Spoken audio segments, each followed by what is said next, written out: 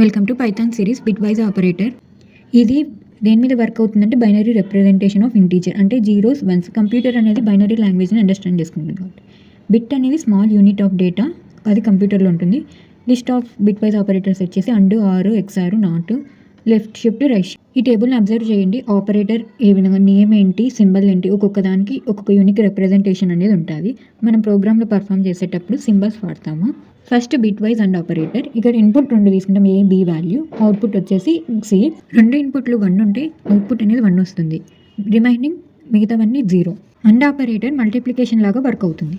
Observe చేస్తే 1 × 1 1, 1 × 0 0, 0 × 1 0, 0 × 0 0. Next bit wise or operator.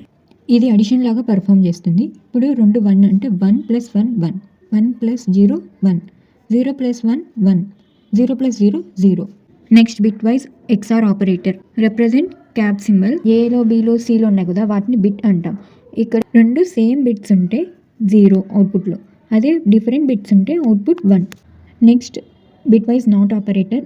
ఇది అనేది ఇన్పుట్ ఏమి ఇస్తామో దానికి రివర్స్లో అవుట్పుట్ వస్తుంది. అంటే 1 ఇన్పుట్ అయితే అవుట్పుట్ అనేది 0, 0 ఇన్పుట్ అయితే అవుట్పుట్ 1. నెక్స్ట్ వీడియోలో ఇన్ డీటెయిల్గా తెలుసుకుందాం.